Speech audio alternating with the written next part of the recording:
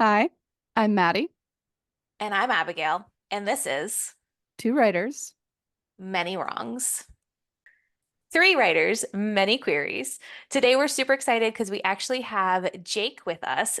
He is in our writing group, but also he is Maddie's cousin, and he is in the same place that we are as far as querying agents, trying to get some things published. And he actually has a lot of exciting, interesting projects going on, including a audio podcast. Is that what it is? That's being made out of your book?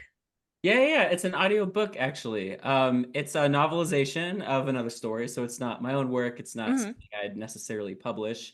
But fans a decade later, after I finished writing it, reached out and asked me to do an audiobook. So That is that's so cool. been most of my time so far. It's kind of cool just doing like a fun community fan-based project, right? I Hmm. had to kind of take a break from all the pressure of like, I gotta get published right now. So Yes, yes. We always I talk think about how writers are working on like five different projects at a time just to try and bounce back and forth from one thing to the next when we get distracted or discouraged or anything else. totally yeah, excited to unless be. you're Abigail and you won't let yourself work on anything until you're done with the project. That's very, very true. I have to force myself to stay focused, but once that project's done, free reign to I, pick one new project to then focus on. that discipline is admirable, though. I think it's just hyper focus and obsession more than discipline, really. See, I feel like I oscillate between these two worlds. I'll have an era where there's just hyper focus, I can't do anything else, and then Hmm. another where I like start 10 projects and just get no further in any of them. So I can bridge the worlds between you two. Perfect. That's why you're Love that. here. We love that for you. So for those who don't know, querying is the process of sending a query letter to agents to kind of start like the publishing process. So we've talked about submissions before as far as sending short stories, poetry, things like that to literary journals. But for those who want to publish longer stories, I almost said fiction, but it's not. It's nonfiction. It's, everything. Most places need an agent, right?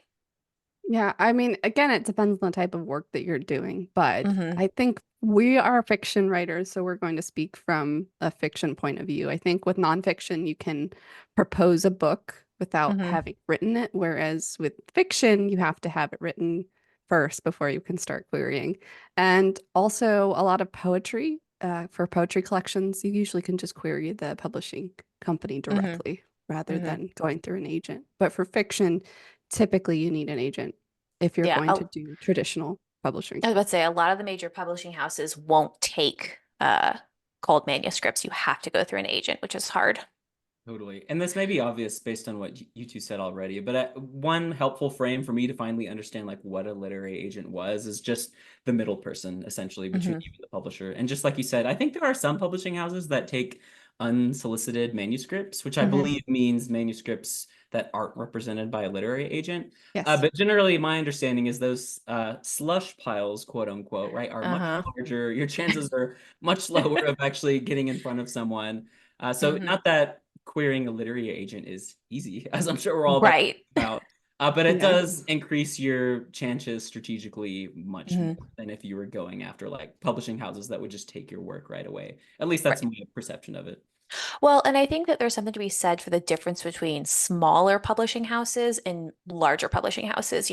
We, Maddie and I graduated with folks who, like, I don't know if they started it or if they just help run it, but some independent publishing houses that have published, collections of short stories or novellas or poetry and things like that, that they're a much smaller publishing house. So they don't need agents. I always think of, I don't know if you guys were Gilmore Girls people, but like later seasons, Jess Mariano starts a publishing house with like some of his friends, and it's tiny and like they live above the shop kind of thing. So not all of them are that small, but that's kind of what I think of when I think of places that don't require an agent.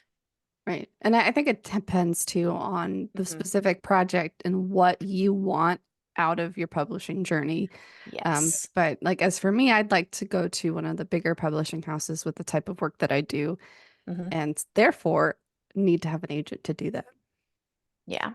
So do we want to start with what each of our journeys has been, or do we want to start with like just the physical process of querying an agent? Well, I think we should start with experience, and then those of us who are the most experienced can talk about it a little more.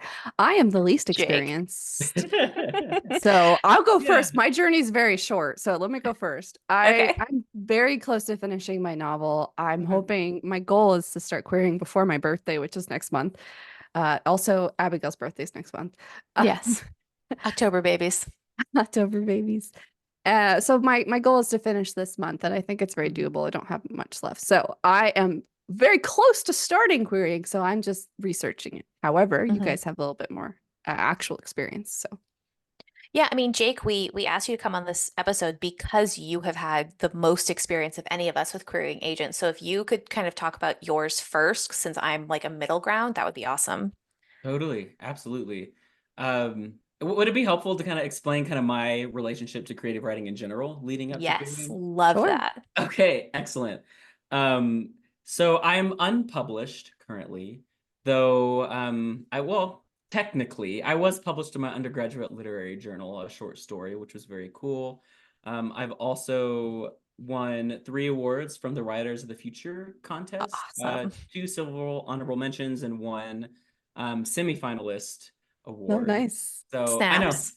I know it was like so close. It's like 12 positions away from actually getting money for a story. So it's Still like, Yeah. okay, amazing. next time. And then, in addition to those short story journals, I have been working on a novel. It feels a little weird to say that because it's had so Hmm. many different iterations over the course of my life. As I'm sure many people familiar with the Hmm. podcast and Maddie's work, I know Hmm. we're on similar veins in that we've had like one project that we've just Yep. poured so much love and devotion into. Um, Mine has like changed conceptually quite a bit.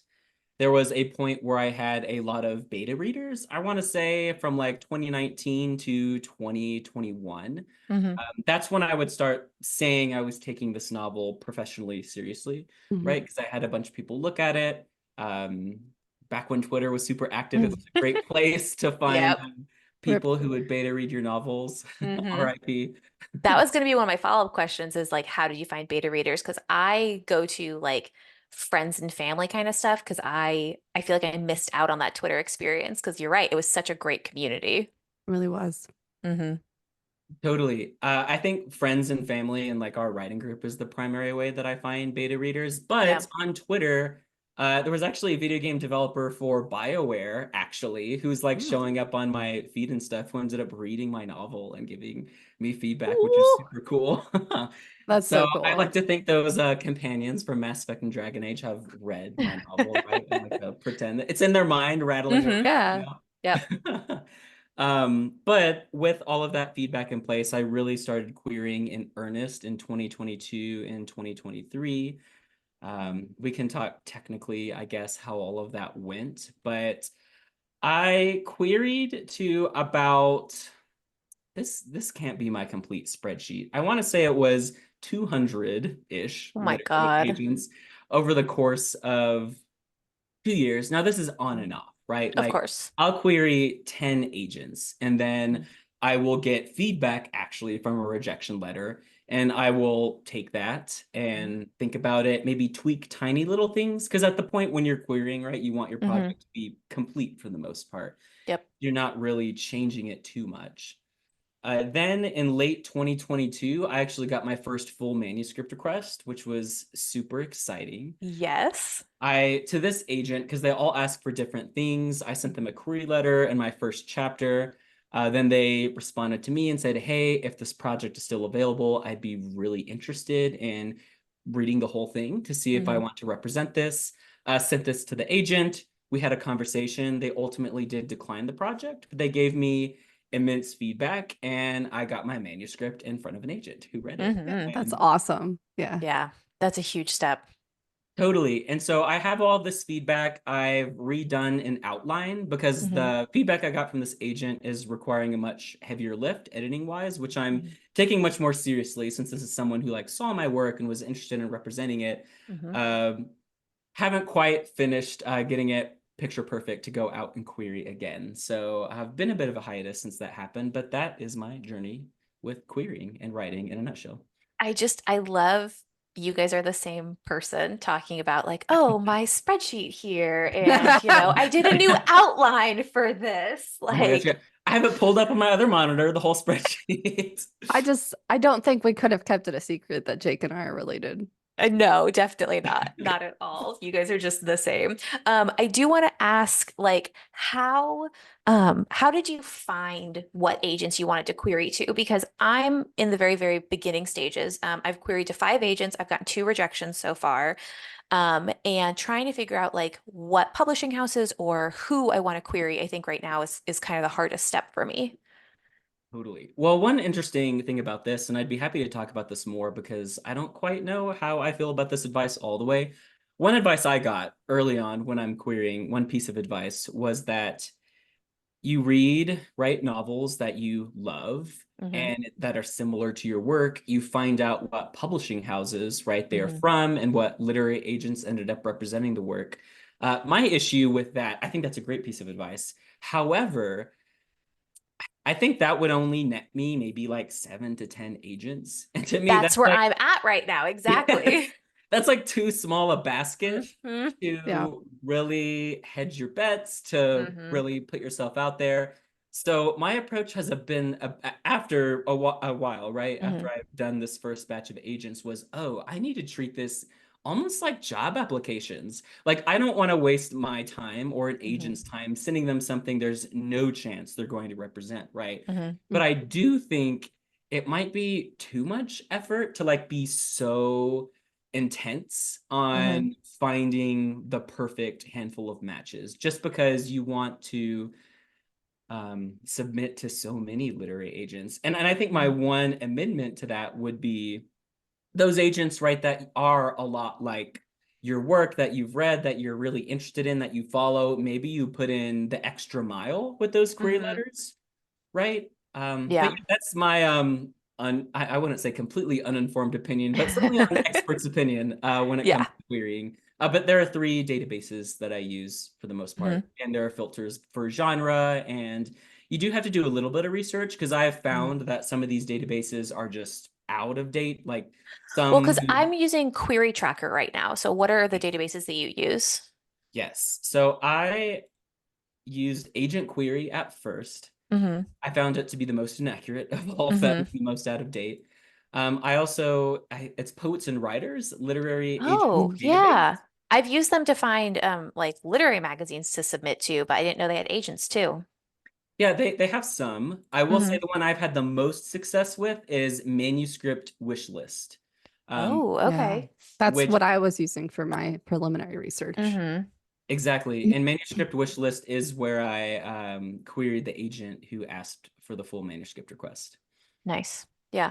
I so just as far as like my query journal journey has gone so Mhm. far, is, I just started querying earlier this year, had been working on the novel for, 10 years or so. When Maddie and I went to AWP last year, or 2 years ago now, that's crazy. Yours, yeah. Um, I had a sample query letter that one of the booths was doing like free like notes on your query letter. So I took it to them and got some feedback and kind of tightened that up. And like I said, I've sent to 5 so far. But some of the advice that we had gotten when we were at AWP was things like sign up for publishers market house. What is it? Hmm. And I never know. I hate throwing money at things. Like I don't have a lot of money to throw at things. So if there are other avenues to find agents, I'd love to be able to use that and share that knowledge with our listeners. So Totally. Yeah, I've yeah. as far as my journey has gone, I haven't thrown any money at it Okay. yet. Yes, But right. Yet.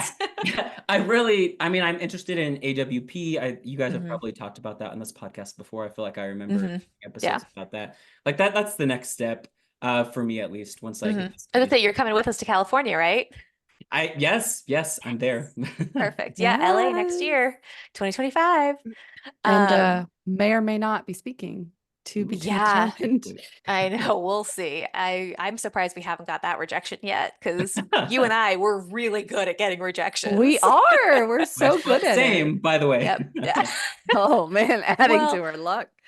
it's been like in talking about like the query process, there's so many different stages of rejections too. Like you were talking about, getting a full manuscript request. And when you send out these queries, the people that I have sent things to, one of them asked for 20 pages, which I was so excited about. But the average that I've been sending out is 10 pages. So they read the first 10 pages of my novel, and if it doesn't hook them, you get nothing. So I feel like there's like that initial rejection of just, I didn't like the 10 pages. And then there's a partial manuscript request, a full manuscript request. And I don't know. I feel like if I sent a full manuscript request and still got a rejection, like that would be kind of devastating. Like, how did you work through that? Yeah, well, first off, I got the full manuscript request on my 29th birthday, actually. Ah! So I remember getting that and being like, oh my God, ordained. This is meant to be. I celebrated so much on that day, Hmm. and I knew, right, that the chances were still relatively low that Hmm. this was going to work out, right? Because even if this agent reads the full manuscript request, is like, yes, I want to represent your work. Then he Hmm. has to talk to the publisher. Then we have to work with editors, right? And Right. that can take a year or two. Like it's a whole Hmm. nother ball game after that. So I knew potentially there was going to be devastation to follow. But I was, to me, that was such an immense accomplishment, right? Like I Hmm. made it out of the slush pile, right? Like I Yeah. was able to hook someone's attention with my query letter, with my first chapter. I got really Hmm. great feedback. So technically, yes, it is a failure, right? It didn't get to publication. To me, the sadness of that wasn't too profound because to me that Hmm. was like such an immense accomplishment, and I thought, oh, I can do this, right? Like I Hmm. can market myself to professionals that are out there. So yeah, I love looking at it that way. Yeah, that's such a It's the wonderful small way. victories. yes, Hmm. totally. Because we just did our episode on rejection. We just recorded Hmm. that. Mm, And I was talking about how every time I get a rejection, I throw a tantrum. yeah, I think that's Yes. healthy. You have to feel whatever comes up, right? Hmm. Exactly. Yeah. Yeah. But I also know that like if I get a full request for a full manuscript, I'm going to be dancing in the street naked. Like I'm going to be so excited, Good. know? Um, Good. but it's like what you said, even if you get an agent, Mhm. there is still such a long road ahead of you. But you talking about them being essentially a middleman, I always think of them as like your champion. Like they are you're the knight at the Ren Fair and they're sitting there throwing you their favor. Like they are there to champion you, to like talk you up, to sell you to people. And having interviewed a couple of different authors and listening to the people at AWP, they really made a point to say like, be careful choosing your author because that person has to believe in you as much as you believe in yourself. And I think one of the things I'm afraid of is picking the first person who picks me. Yeah. Totally. And actually, the feedback that I got from the agent, one, there was the technical feedback, right, of the Hmm. novel, which was that there was a bit too much Hmm. going on in the story, right? Oh They thought gosh. it was an excellent story. Yeah, I thought we would relate to that as well. But to be fair, I'm publishing in like horror. Like, it's not Hmm. necessarily realistic horror, but it's not a fully blown sci-fi world, right? Hmm. Yeah. So it needed more of a streamlined, and this is a feeling I already had about my story, right? Hmm. Yeah. So it wasn't necessarily a surprise to get this feedback. But to your point, what you had just said, Abigail, the reason he made this decision, right, was this is a really great story. It has so much potential to be published. I am only going to choose stories to represent that I feel wildly passionate about, Hmm. like that I I love connect that. with on so many levels that Hmm. I am willing to go to bat 100% for this. And Yeah. that made a lot of sense to me, right? Because to your point, if obviously there are many reasons an agent's not just going to say yes to people they don't feel that way about. Right. But one really good reason to say no, Hmm. right, is I don't, this isn't so profoundly exciting to me that like I Hmm. need to represent this. And they kind of have to be that selective with how many Mhm. queries they get. So, Right. No, absolutely. And when we were talking to Kristen Harmel, she was talking about, her first agent that she had was really, really good for the current thing that she was writing. And then she transitioned to a different agent when her work started changing. And so I think that it's really important to talk about like your agent, as much as you want to have that kind of career long companionship, it's not necessarily one guaranteed or two required, you know? Totally. Because if you get an agent who misrepresents your work, I mean, Hmm. that can be maybe even worse for your writing career than Right. never getting one, to be Yeah, honest. exactly. Yeah. And I'm so afraid of that, you know? I Yeah. mean, which is stupid. Like, I don't even have Sure. an agent. I Yeah, would just yeah. love anybody to like my work, and yet I'm scared of getting the wrong agent. But you can break up with your agent at any point, right? You just be like, Hmm. I'm Yeah. done. I'm It- backing Yeah. away. Yeah. It's not you, it's me. Right. Exactly. Yeah, exactly. Well, and I'd love to talk about agenting, and correct me if I'm wrong, because I think we might be getting into a territory that none of us know a ton about, but Sure. agents get paid similar to like real estate agents, where they get paid on a commission. You should never give somebody money to be your agent. And I feel like that is something that young authors don't necessarily know. 100%. Yeah, that's Yeah. Yeah. some of these sites that I use actually have Hmm. really helpful guidelines about that. But Hmm. universally, the advice is do not pay to be represented because there are Right. so many red flags, scams to Hmm. fall for, and that is red flag number one, the most crimson red. Exactly, Yeah. exactly. Yeah. But yeah, so I mean, I'm excited that we're all on this journey together. Like, I think that it makes it a lot easier to go through the trenches. And I feel like the three of us in our writing group have kind of consistently been on the same Yeah. platform this whole time. Totally. I'd love to hear from you two, and I'd be happy to speak on this too. Just your experience preparing materials for querying, like the Ooh, synopsis, yeah. the query Hmm. letter. Because to me, that's the most challenging part Oh my God, because yes. that every agent, right, there'll be similarities what they're Hmm. asking for, right? But Hmm.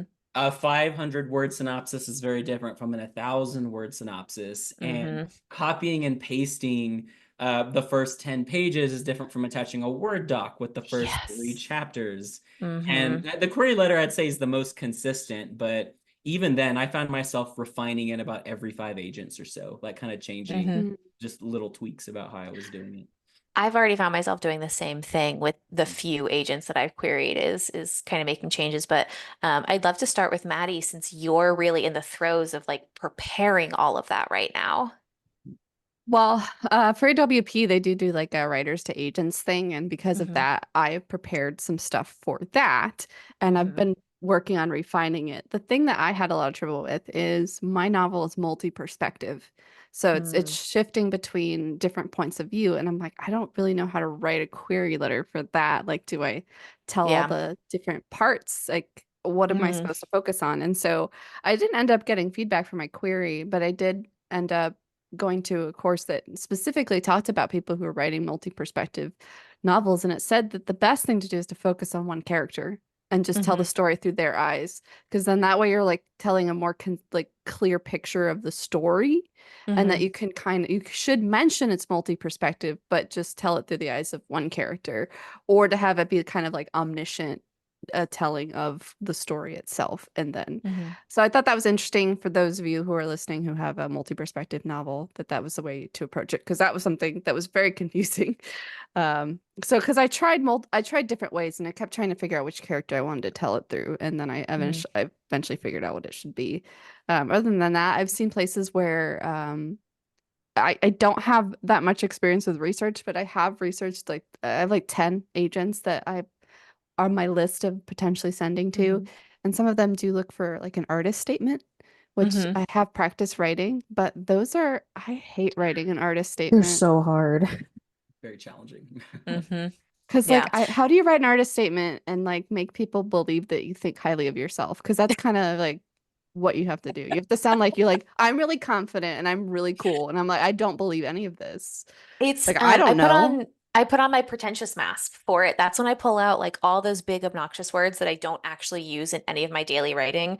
I don't know if you guys have ever done on Word, you can do like an analysis of your writing and it tells you like what grade level your Oh verbiage yeah. is basically. I pretty much average on a sixth grade reading level, which I'm very happy with. Like, I'm not trying to write, the next great American novel. Like, I want to write something that anybody feels happy reading. Um, but like that, when I have to do the artist statement or the cover letter or query letter, any of that kind of stuff, that's when I pull out like pretentious Abigail and like use, the eloquent language and, try to describe everything as floofy as I can. Yeah. For Floofy me, is one of those pretentious words, by the way. For me, whenever I'm writing like a bio or an artist statement, or I think one paragraph of the query letter Hmm. generally serves that Hmm. purpose, I try to think of, and maybe I'm doing this wrong, kind of thinking about what might differentiate me like in the market. It's like, oh, I am a gay man who grew up in the South in a very Hmm. heavily religious environment, and my stories tend to be about queer characters navigating horrific religious situations, right? So it's like Hmm. kind of like little things like that that might, oh, this is like a niche that might Right. appeal. Right. Maybe I need to like hype myself up more. I don't know. I haven't really Yeah. taken that approach so far. Well, no, definitely like getting into that niche of like what you Yeah, do and why you Hmm. do it, like what makes you sure. special, but then kind of Hmm. like talking about this highbrow, like my work explores the Hmm. I see. Yes.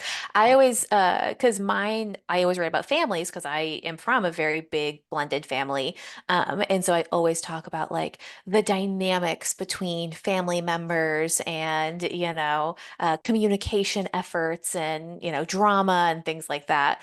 I always dig deep into that. But then you get into the whole like, you don't want to spill your own baggage of that. So, I'm sure like with you, Jake, being like, yeah, like I'm a gay man who has some religious trauma. Like you don't want to dig too deep into that. And it's the same with me of like, I'm a child of divorce and like that kind of sucks sometimes, but also here are the positive things. And like well, because that's like what you're supposed to do is you're supposed to like kind of like observe your patterns as a writer and the Mhm. themes that you like to explore.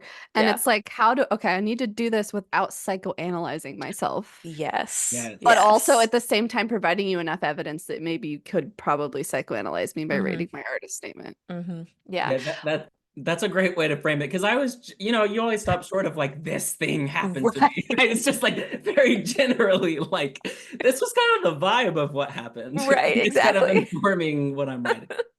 Exactly, exactly.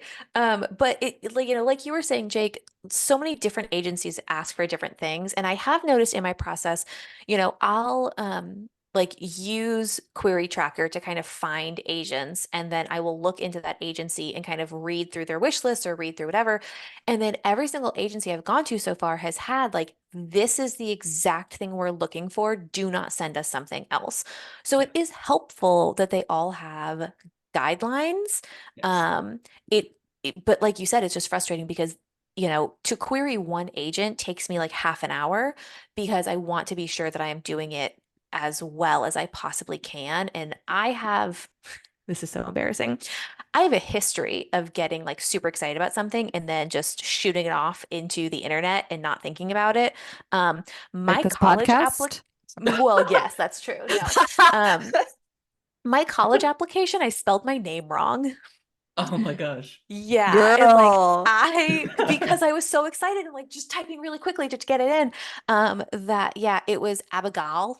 There was Abigal. there was no I, I gotta and exclusively refer to you so as Abigal now. I'm sorry. perfect. Abigail. But like so when I got an acceptance letter, it wasn't my freaking name. So then I had to like call the registrar's office and have it corrected and like make sure that my acceptance wasn't rescinded because it was like the wrong person.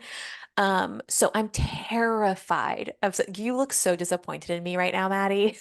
Well, I actually think this is a really great story. It's funny also. I it happened so long ago, but I am experiencing extreme secondhand It embarrassment. it haunts me, Abigal. number one, and number two, my mom brings it up at least once a year. At least once a year, she will bring this up to me. But It's like like here's when Jake had a spelling bee. no. No. Okay, you can tell it. It's fine. Oh God. I can cut it. Third grade, by the way. It was third grade? This was third grade? Yeah, actually, that's actually a bad thing to say. That's not making it better. Oh God, what did you misspell? I'll tell Was the it even? story, actually. Please. Because I Okay. remember what I was thinking in my mind. I Mm-hmm. know how to spell this word. So this is the practice session. We're Mm-hmm. we're not even doing the spelling bee yet. Mm-hmm. I volunteer to demonstrate how the spelling bee works. And they Mm-hmm. give me a really easy word, and it's box. Oh They give me no. the Oh word box. no. And as I'm walking up there, I'm thinking X is such a weird word. There's so or letter. There's so many other weird letters like Q. And then I was thinking Q is a lot like G. Like this is what was going on in my mind. And I go up there and Mm-hmm. I'm like, box, B-O-G. And then the person there was like, no, that's not how you do the spelling bee. What I love about that is I've seen the video. That Because is, his dad was oh saying my the video God. and he looks so confident. He goes, B-O-G, box. But the funniest part is like the camera is on Jake and when he says G, the camera just goes. Yeah, my dad has like the God. his face. That's not my son. He's Oh like my God. not completely dipping, just like a little bit like, oh. The slight ache of disappointment. Well, again, at least you weren't 18 Well, and, but it was your own okay. name. So spelling box wrong, I have no insights to pull out of that. But you still Mhm. got accepted is the point I Yes. wanted to make. And the thing about that is you never know what's going to stand out to an agent, right? Hmm. It might be the one query letter where, I really didn't sell myself as well as I wanted to in this paragraph Hmm. as I have in other letters, but something else is going to stand out to them in the letter. Right. And It then may be how unique your name is and how it's spelled. so Maybe they've Abigal. just never had an Abigail before. Exactly. Oh gosh. Yeah, no, I mean, but still that haunts me because I know that there are so many they have such a large pile that if they get something and it is not formatted correctly, it gets thrown out. If it's more than 10 pages, it gets thrown out because they don't have time to dig through people who did not, read the rules correctly. We've talked about Maddie with your hiring practices when you were a manager. Somebody spells something wrong, you don't have time for that. It gets tossed out. And I just get so nervous about that. So it literally takes me, I'm going to say half an hour to 45 minutes to fully like be confident submitting a query letter.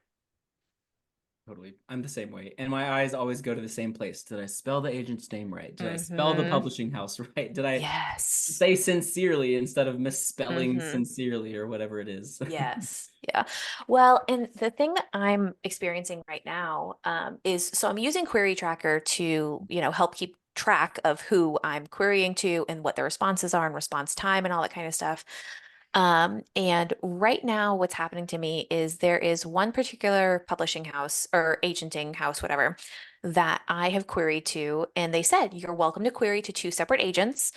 Just let us know that you've done that because some agencies will say if it's a rejection from one of us, it's a rejection from all of us, which is very scary. And most of them say just query one at a time. But this place said, you're welcome to query more than one. Just let us know.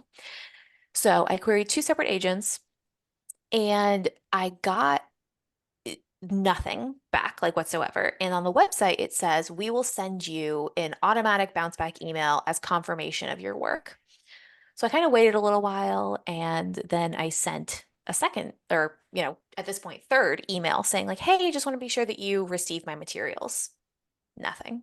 Mhm. So then I dug through their website and found an information email instead of the submission emails and sent another email to be like, hey, it says I'm supposed to get a bounce back email. I'm not trying to break the rules here. I just want to know. Mhm. Haven't got anything back. I reached out to them on Instagram. Like it got to the point where it was driving me crazy. And I wrote and I said, I know that this is so unprofessional. And, I normally would never do this, but it says I'm supposed to get a fucking bounce back email. Where's my bounce back email? And, it's things like that that make me worry. Like it could be seen as tenacious and it could be rewarded, or it could be seen as fucking obnoxious, you know? Yeah, but one note on that. I mean, let's say worst case scenario, they Hmm. do find it as obnoxious. Like that's not going to meaningfully affect their lives or your Yeah. chances in the writing career, right? Like Yeah. the reason I say that is because I'm someone who gets so nervous when I follow up. Like, am I bothering them? Like, am Yes. I breaking a rule? But I just have to force myself to do it. It's like, Hmm. no, this is really important to me, right? I Hmm. want to give this as many Hmm. shots as I can. So I think that's an excellent practice. And I think part of querying is just overcoming that, like, Hmm. oh, am I really going to bother someone or be obnoxious or to whatever Hmm. extent that's helpful? Only because I've struggled with that too. Whenever Yeah. I query someone, I make sure in a notes column to the side Hmm. to say, so and so agent said I could follow up after 8 weeks. So I put the Yes. exact date that Hmm. I would do that on and the email that I would respond to. I mean, and Hmm. then if they don't say whether or not I can respond, I just kind of arbitrarily pick a date and notate it right then that I'm going to follow up Hmm. on. So Yeah. I think that's a great practice that you're doing, honestly. Okay, thank you. Because Yeah. I just the fact that I'm like, it says on your website, bounce back email, and I've gotten nothing. Like, did you receive? I literally got to the point where I Googled a phone number for this place because they don't have a phone number listed on their website and called the phone number because I was like, if I could just talk to somebody and explain this, then Mm. maybe. And the phone number was disconnected. It didn't work. And Oh, it's the only point of contact that I can find. And it's one of those things where I'm like, every major business has a reception desk. Every major business has a phone number somewhere. And it kind of it bothers me to some extent that like a lot of these places will only allow contact either through email or through query tracker. It just I know that they're probably doing it to protect themselves, but it really makes it difficult as an author to just make sure that you've been heard, you know? Yeah, especially if you're going to put on your website that you will Hmm. receive a bounce back email. You shouldn't Right. be surprised if somebody reaches out and like, I didn't receive that. Did it go Yeah. through? Yeah. I So, will say one thing I experienced, and granted, I was querying in 2021 and hmm. 2022 mostly. Hmm. Um, Agencies changed so much over COVID. Hmm. So many went out of business, so many had Hmm. to lay people off, Hmm. and just the infrastructure hadn't caught up. So there were a lot of agents that had on their websites, oh, I'm available, I'm opening to querying, and I wouldn't hear anything back. And then I'd do more research and look them up on Twitter or something, and they have a tweet from a year ago saying, don't query me anymore. I've left this agency or I've been fired or whatever it is. I'm like, Hmm. oh, well, it still says you're accepting queries on the Right. database. So I have found that triple checking on, Hmm. it sounds like that's exactly what you're doing too, Yeah. Abigail, like on social media and stuff. Hmm. Because I found this may not be true anymore, but back in 2021 and 2022, a lot of agents were very active on Twitter. I Hmm. forget if it was X by that point yet. I don't think it was. I think it was Probably not. 23 that it changed to X. Okay. Yeah, because Yeah. I got off of it when it changed to X, and Me too. well, it was just we've talked about this with other authors that we've interviewed too, of there really isn't a a larger writing community place anymore. Like Twitter was such a writing community with things like, mood pitch and, there were so many of them, but like agents were on there, publishing houses were on there, and it makes me so sad that there is not a online community that now we can run to, because it's not threads. Like It's not there's threat. just It's nothing not anymore. threads. Nobody's Um, on threads. no. And so it really does make it so much harder to do that research, like you were talking about, Jake, to make sure they're actually open. I mean, I had one I queried to an agent and got a bounce back email that said that they were closed until September 1st and please resend on September 1st. So I took that to mean they're not open right now. So Yeah. I queried to somebody else at the agency, and then I got a rejection back from that original person. And I was like, I thought that you weren't open to queries. And Oh, now is this going to go against me because I queried to a yeah. second agent at your agent? Like, there's just so many rules. There are, and they're all over the place too, as the publishing industry just changes and shifts so Hmm. much. So Yeah, I just imagine people on their side of the computer just like, Hmm. unsure what's going on most of the time. Right. Yeah. Yeah. Well, and it's also hard because, as we have talked about, they get the slush pile, they get all those people that submit to them. And it's generally I don't want to generalize this too much. It is often a assistant who is reading those first 10 pages and then deciding whether it's worth it to actually pass it on to the agent. Which again, there's so many steps to actually getting a novel published. Oh yeah, and like even we've been hinting at this, but even if Mhm. after you get the agent, that's not a guarantee that that book's even going to be published. Because we Yep. were talking to was it Rachel and Solomon who said that Hmm. her first book didn't Yep. sell? Yeah, Oh, exactly. wow. Yeah. The agent had shopped it out around to a bunch of places and it didn't get picked up, I'm pretty sure she said. But then her second book, did. But it's nice to, it would be nice to have that agent who believes in you enough to stick with you to Right, because she pursue ended up that. writing a different novel, and I Hmm. think if I remember correctly, I might be mixing it up with someone else, but she did end up getting that first novel Hmm. published afterwards. I believe so. Very Uh, cool. but that's part of We the need to journey. re-listen You to our don't own know. episodes. Well, because I'm thinking that there's another author that we Hmm. interviewed, like that you Yes. interviewed, for Yeah. your blog that I think talked Hmm. about a similar thing. So I wasn't Right. sure if I was mixing those stories, but Yeah. those are things that can happen. Like you can get an Hmm. agent, and that's not a guarantee that that book is going to sell. Right. Yeah.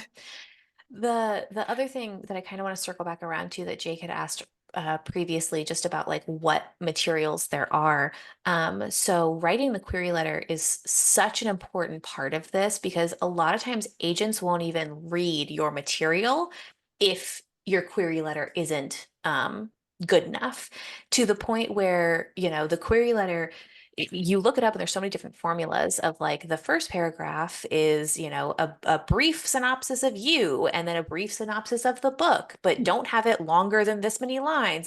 And then you go to a different website and the other website is like, no, no, no, have it be about your book with like a tiny bit of information about yourself. And it's, there's just so many different ways to do it. And it's so stressful trying to make it as clean and as perfect as possible. Totally. The philosophy I've taken or eventually took to the query letter, because Hmm. I was doing the same thing and it helped me a lot, right? To look at all the Hmm. different ways you could format it and put it together. Um, I kind of decided, the point of this is to catch someone's attention, right? Which is Hmm. exactly what you just said, Abigail. And so I kind of took the approach of I would rather veer towards someone chucking this out because Hmm. I didn't do it like this exact way, um, than make boil down what I'm doing to be Hmm. so formulaic that someone who might be Yeah. interested in representing me just reads it and is like, I've Hmm. read my name is so and so, right? So many times. Not to Hmm. say that anyone is doing that, but just as an Right. example. No, that's a great point, though. You want to do something that's going to make you stand out. But as Maddie and I have talked about before, like if you break the rules, Yeah, you have to get away with it. you do. No, So yeah. that it's a little bit of a risk to do that, but at the same time, you have these assistants who have read the same query letter all day long. They might be excited to read something a little bit different. Well, I'd like to kind of circle back to like my own philosophy that Hmm. I had when writing the query letter was I wrote the original one that was like really formulaic, and I didn't like it. Like I did Hmm. everything that from research and kind of pulling things Yep. together, and it didn't feel like me. And as Hmm. we talked about, we really want to find an agent that represents us well. In order to be Hmm. represented well, we have to represent ourselves well in our query letter. And so I think it's better to be authentic to yourself, Hmm. not just because you want to catch someone's attention, but because you want somebody who like gets you and gets what you're trying to do. I like to tell the story. I had an employee who she wrote a cover letter because that was something we required for the job. And it was the wackiest cover letter I have ever seen in my life. She ended up being that's my friend Anisi. She ended up being like Oh. my right-hand man at work. But She's it in our was D&D group. yes. Oh, so fun. And her it was like the wackiest thing I've ever read. It was not like any cover letter I ever read, but it was so it caught her, it got my attention, but Hmm. it got what really pulled me into it though was her personality came through, Mhm. and she was like a good fit, not as far Mhm. as her skills were, but also like her personality was like she would be great with this team and fit in with this Mhm. team. And you know, she ended up being someone I worked with very closely and have now developed a great friendship with. But none of that Mhm. would have happened had she not been Yeah. authentic to who she was. I, I I love that story so much. And one thing I'm curious about, I'm guessing that, okay, so this cover letter was like very personable, very wacky, like she really put herself into it. But I bet she still kind of like hit all the things she needed to, Mhm. right? Definitely. And that's the Mhm. balance, right? I'm Right. sure it wasn't just chaos, right? Just like Right. No, no, complete I chaos, mean, right? she Yeah, like Mhm. yeah. she's put in there and Mhm. she's like, here's my skills, here's what I do, but with so much a Anisi in it, like it Yeah, just yeah. Mhm. touched every aspect of it and made it her own, but still Mhm. had everything that she was supposed to have in it. And it was Yeah. well formatted, the grammar was great, the Yep. sentence structure worked, but Mhm. it wasn't like that, like hello, I am looking for Mhm. employment for this job. It showed a personality, and for some places that wouldn't work, but Yeah. she found the right place with the right people Mhm. because she was willing to have that moment of being authentic to yourself, as scary as Yeah. that is. I have one other college application story that Okay, relates to this. Abigail. Yeah, I applied to Rollins, and their essay was super open. It literally is just like, what makes you special? Like, what makes you stand out, kind of thing. And I wrote the entire essay as a disgruntled student who didn't get accepted to Hogwarts. And the whole thing was like, yeah, I'm pissed. I didn't get to do Quidditch, so I had to do marching band instead and like became the drum major and blah, blah, blah. And like talked about accomplishments of like, yeah, since I, can't do potions, I did AP chemistry and like all of that kind. But the whole thing was written like from the point of view of I'm pissed I didn't get to go to Hogwarts. And again, like you talked about, like covering those bases as far as, talking about the academics or talking about whatever.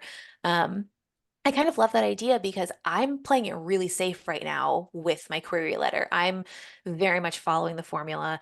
The only like bit of personality I really get to put into it is, I'm writing to these agents who have represented books that I love and saying like, "Oh my God, you represent Celeste Ng. That's absolutely incredible. Like I really feel like my book could fit next to her book on the shelf." Mhm. And that's kind of the limit of the personality. So I kind of want to rework my entire cover Whoa. letter because of you That's guys. exciting. Well, I That's will why say I wanted to do this episode before I started querying, because I knew Hmm. that this was going to have me redo Yeah. stuff. Yeah, I love that. I will say my the way that I chose to like Hmm. deviate, I guess, a little bit, and I'll say I feel like some people did suggest doing this, so it wasn't like necessarily completely off the wall. But I just chose what I thought would be the most attention grabbing part of my novel and just Hmm. started with that. No introduction, no title of the novel. I haven't said my name. I haven't said the genre. Hmm. I think the opening line of the one I started using the most was Riley never considered herself a survivor, right? Just kind of Ooh. starting right into like, here's the main Hmm. character, here's her emotional investment in this story. And then just kind of the first paragraph was nothing but like Hmm. Riley and her emotional trajectory through the story. Yeah. To me, that was what I thought might resonate the most with people who are looking at it. And then paragraph break, I'm essentially right back to formulaic after that. Hmm. So for whatever that's worth, that's kind of what doing it a little differently looked like for me. Yeah. Well, I kind of love that idea because right now I have the introduction of like, hi, I'm Mhm. querying my, whatever, 100,000 word novel. The reason that I'm reaching out to you is because you represent X, Y, and Z, and you're looking for like family-driven sagas based on your manuscript wish list, like blah, blah, blah. And then getting into the synopsis of the novel. And again, it never sat right with me. It always felt very formulaic and boring. Sure. So I really might, I mean, you guys have inspired me to kind of switch it up a little bit and try and make it more eye-catching. And again, I've only queried 5 at this point, Right. but I'd No still harm, no foul. rather switch it up and like try to push forward with something that better represents myself in my writing. Totally. Yeah. And you could get all kinds of feedback along the way. So Hmm. there's so much opportunity to reinvent it. And I never Hmm. stopped reinventing it. I was like, I never made it Hmm. 5 agents without tweaking something. So Yeah. Yeah. That makes a lot of No, sense. I think that's fine for it to like as you learn it to make it an iterative process where you continually update it as you learn more. And I think just the key should be getting the core information in there, but also being true to who you are and who your Mhm. project is so that you are finding the right agent. Because if you Mhm. are representing yourself well in the way you're writing your query letter, it's probably going to have people reach out to you who like, I get what this person's doing. Like they're Mhm. funny or they have the same vibe as me, and that Mhm. might help make the process of finding the right agent for you. Yeah.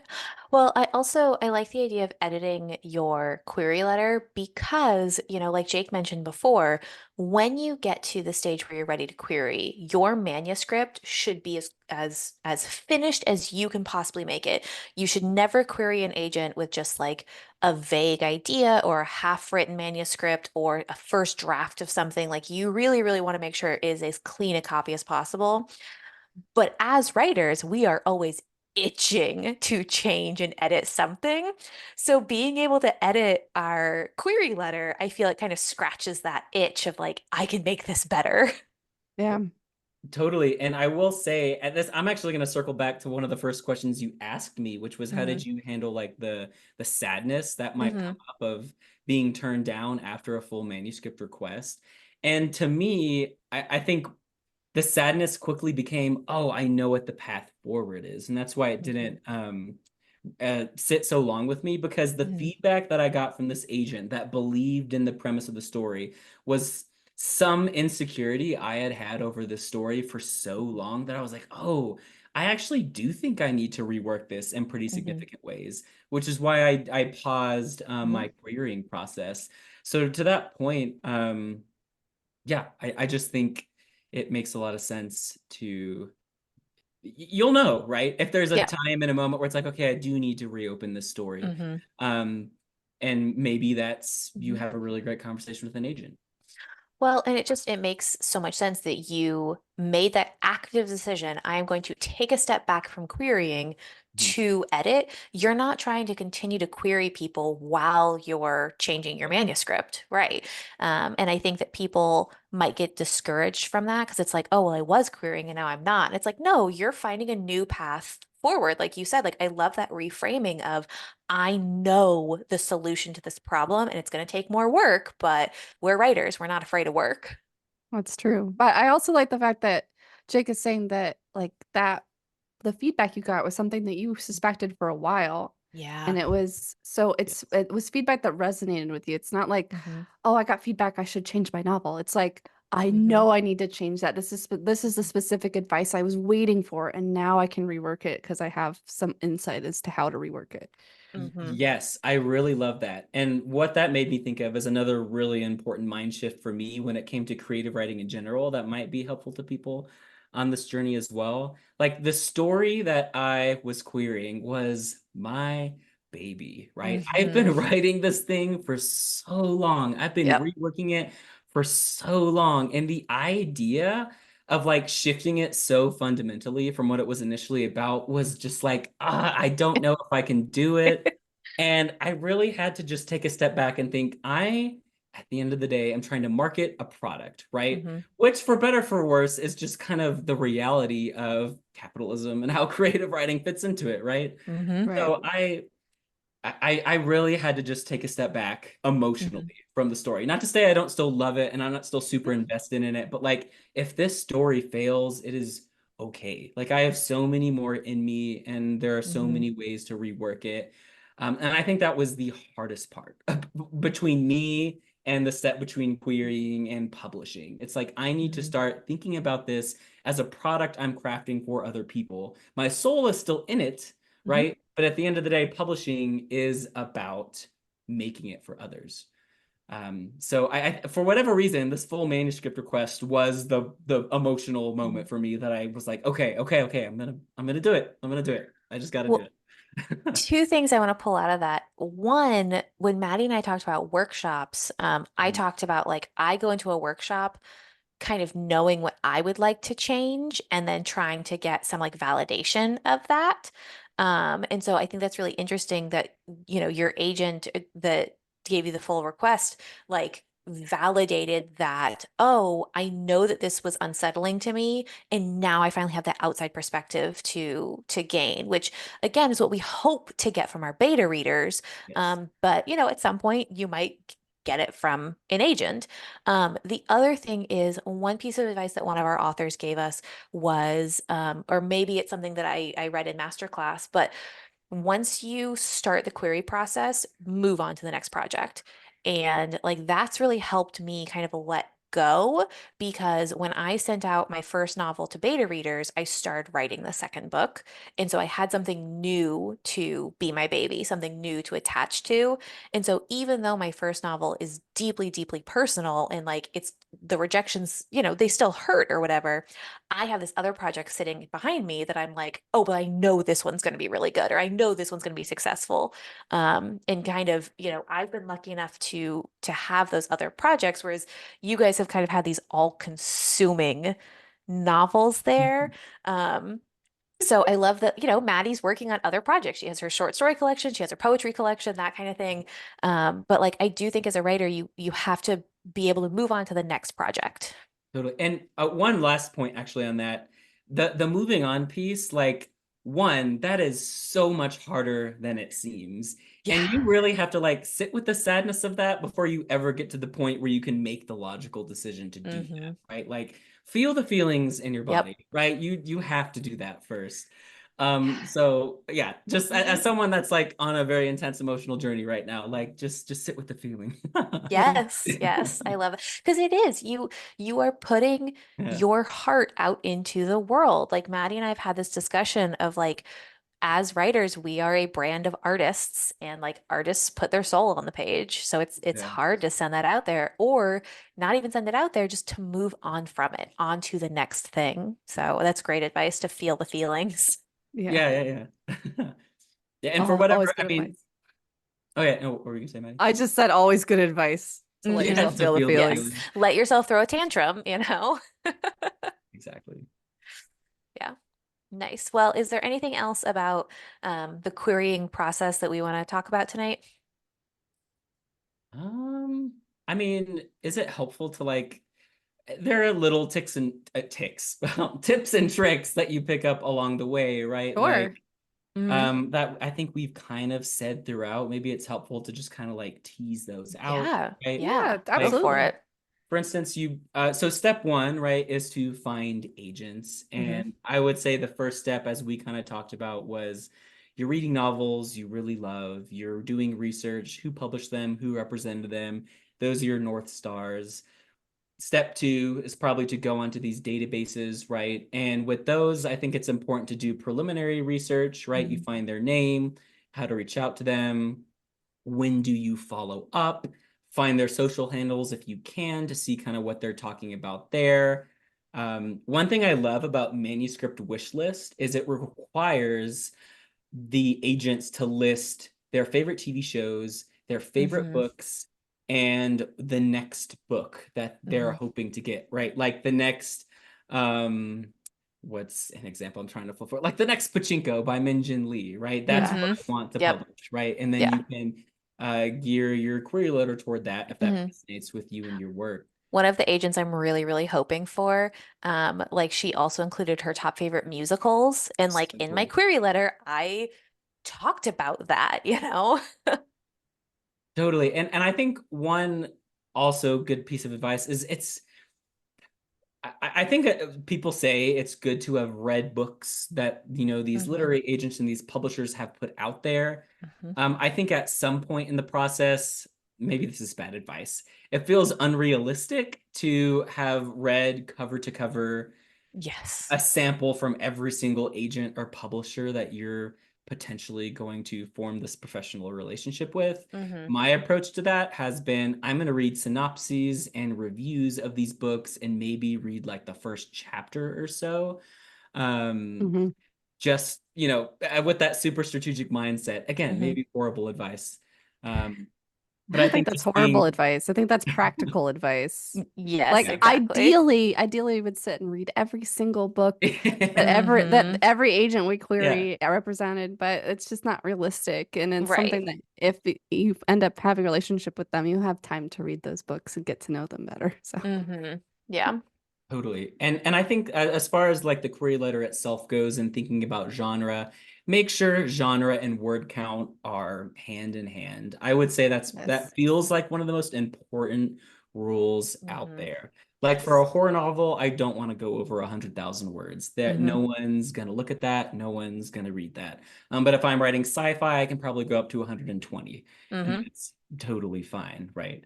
Um, Hopefully. Hopefully, yeah. I will say, I think I maybe saw this on TikTok. So for whatever TikTok advice is worth, someone was talking about just how exponentially the price goes up of Hmm. your book.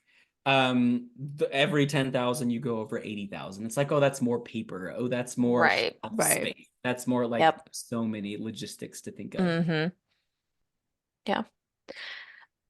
Yeah, I think that's the quick and dirty though. Those feel like Yeah. the important, like you need Well, doing Absolutely. all of these and things. I appreciate you sharing all of that because I think that so much of the querying process is research. Yes. And anytime that you can kind of get those quick tracks to it is really, Mm. really helpful.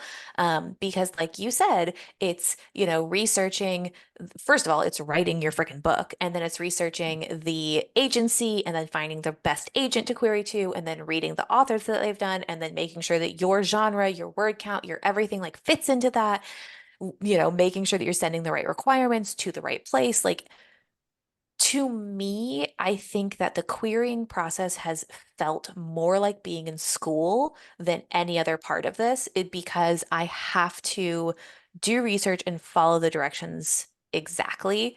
And I'm trying to get an A, like I'm trying to get some attention here. So I appreciate you kind of breaking down those quick tips. Totally. And I probably fall on the Maddie end of the spectrum when it comes to organization. I have like query letter Really? You or guys? but What? I like templates, right? Query Hmm. letter for a horror author that leans sci-fi. Query letter Right. for a horror author that leads fantasy. Hmm. 500 word synopsis, 750 word synopsis, right? Yep. Like That's just that's Hmm. 20 different exactly templates to pull from. Yep. That's while we were talking, I was like, okay, I'm gonna break this down into multiple Hmm. types of queries and then have little Yes. like Frankenstein paragraphs for Yeah. like this one Hmm. wants to have more bio, this one wants to have more synopsis, this one Hmm. I don't know. We Yeah. didn't That talk sounds about comp titles though I and wasn't query sure if we wanted to letters. talk about like the whole query letter because I feel like that could almost be an episode into It it itself, but could, I'm but like not if we sh can just yeah. very quickly like Yeah. usually, as far as I Hmm. understand, like you want to do like the an intro of who you are and why Hmm. you're the one writing this. You Yep. want to do comp titles to kind of give Hmm. like basically your elevator pitch, like this Hmm. is like this. And then synopsis, which should Hmm. include the whole thing, right? The whole story. Yeah, so the things that I had heard when I went to the AWP event where they critiqued your query letters, one of the things that they told me was comp titles should be something that has sold in the last 5 years. And you don't want to shoot too high. So you never want to say this is going to be the next Harry Potter because it just isn't, you know. The thing that I've really struggled with is, there are books that I read in college that I'm like, this is exactly what my book is like, but Yeah. it's not in the last 5 years. They want something that they can compare the sales to. Because just to give like backstory here, comp titles are used to sell your novel. So they will go to publishers and say, you gave this book this many copies at this much of a price, and you gave this book this, and my author's book fits in here, and you should give them this much money in this large of a print run. So that's why you want to find those accurate comp titles. Hmm. Um, and so, it's hard for me to find a comp title that fits in the last 5 years with the contemporary fiction genre that I'm writing. I do a lot of family drama, and you know, like Anne Patchett is who I'm comparing myself to, and Anne Patchett is a fucking god among men. Like my writing is not necessarily her, but that's the comp title I'm shooting for. Sure. So that was kind of the advice that I got as far as comp titles go, is the published in the last 5 years and don't shoot too high. I got advice that since I'm writing in science fiction, that one of my comp titles should not be science fiction. Oh, Oh, okay. that's great advice. I love that. Hmm. So I had a sci-fi book and a fantasy book that I Hmm. felt like, and I feel like my story, it's sci-fi, but it does lean pretty heavily into the fantasy aspect. So I felt like Hmm. that actually made more sense to include a fantasy comp title. Yeah. But that's something that I heard to kind of like maybe the person that you're looking for doesn't necessarily represent your genre, but they would totally Hmm. vibe with it if they had more of a chance to look into it because it's not like super hard sci-fi. But Yeah. I didn't know if anyone else had heard that. Had you heard that before, Jake? No, I didn't. But as soon as you said it, I was like, that makes so much sense. Of course you would do Hmm. that. Yeah. But also the work I would say another potential flaw, right, of the manuscript was it was kind of having a bit of a genre crisis. Hmm.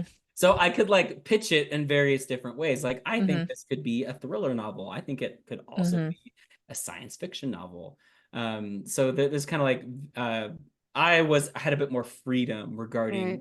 what kinds of comp titles I was going to pick. But Hmm. Because she didn't know who she was. Yeah. yes, yes, she didn't. Yeah. But I Yeah. think I figured it out. I'm almost there. Good, good.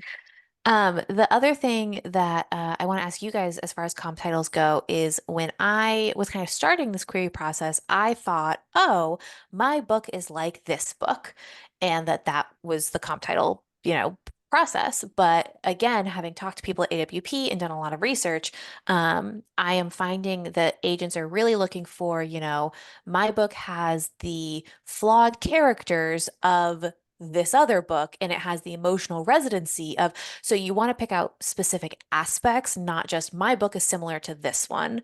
And I think that has been kind of almost like a relief for me because I'm like, okay, Yes. I don't have to find a book that's exactly like mine, but my suspense plot is similar to this, or things like that. Right. I definitely heard the same thing that you're Hmm. not. And I felt the same way that it was a relief because I'm like, I don't see any book that's exactly like mine, which is good because I don't want there to be a book exactly like mine because why would you buy mine? But Right. Yeah. finding like, and it made it a lot easier to like, well, this book isn't like mine, but like Hmm. multi-perspective political shifting in this book is Yes. like what I'm doing in this book. So Hmm. you're trying to like basically what you're trying to do is you're trying to get like from your comp titles, you're trying to give like the vibes of like if Yes. you liked this, you would probably like my book. Hmm. Kind Exactly. And I think that helps with that strategic point too, right? Because you're not Hmm. claiming, oh, I know this book cover to cover necessarily. Like, I can Right. repeat lines from it and know everything Hmm. about it. No, there was this specific point that you can get if you haven't read the whole thing, right? And Yep. can compare and comp. So Yeah. The other thing that I think is interesting is um I have queried the agent that represents my comp title. And uh, like that felt Bold. weird to me, but also like they are who I would want to go Sure. after, you know? Absolutely. And so like that felt I like contemplated for a second changing my comp title, and then I was like, you know what? Fuck it. Like this is my query letter. We'll see what happens. I have not heard back. That's one of the ones that's still hanging out there. But yeah, I mean, what do you guys feel about that? Do you think I should have changed it maybe?